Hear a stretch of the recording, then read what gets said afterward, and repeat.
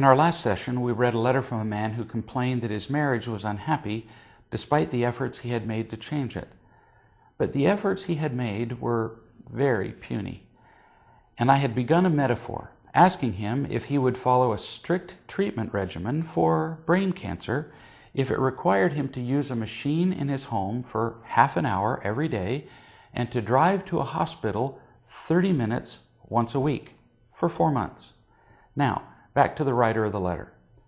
We'll do almost anything to save our lives physically. We're obsessed with that, actually. We talk about it and pursue it all the time, but we somehow miss the real point, which is to make the most of the time we're alive. And I believe that's only because we don't know how to make the most of that time. But now you do, and you're not taking advantage of it. It's been 5 months since I made the recommendations to you that you just described. And in that time, you said that you had read, for example, some of one book. If you had read just 5 minutes a day in that time, you would have completed probably 3 entire books or more. Now, that's nothing to me. It doesn't matter to me whether you read those books, but it could make a big difference to you. And with your behavior, you're telling me that your own happiness, as well as the happiness of your wife and children, are not worth 5 minutes a day. That's really what you're saying. There's no other way to see it. In those 5 months, you've undoubtedly devoted 5 minutes a day to a multitude of other non-essential activities, but you have consistently chosen not to pursue a course that could save your life. Then there's the business of your finding 30 minutes too far to drive to attend a loving group that could make all the difference in the world to yourself and your family. Again, you would do it to save your physical life, so why not your emotional and spiritual life?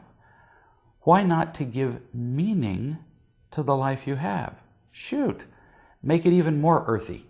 If you were fixing a broken water pipe in your house and you discovered that you had to drive 30 minutes to Home Depot to get the required part, would you sacrifice the time and drive the distance to stop the water leaking in your house? In a heartbeat you would, without thinking about it. And yet, you won't do the same to bring happiness and health into your individual life and into your marriage. We prove what really matters to us with our behavior, not with our words. And so far, you're saying that your marriage really isn't worth much to you. Same thing with making the phone calls that I suggested. You haven't made those. And those don't take much time at all. Now, don't waste any time here and don't create a potentially fatal distraction for yourself by feeling victimized.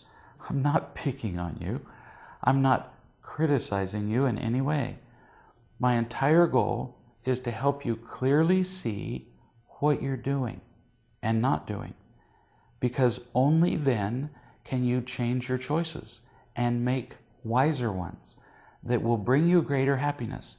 That's all that matters, being happy, not being right or defending yourself or finding fault with other people.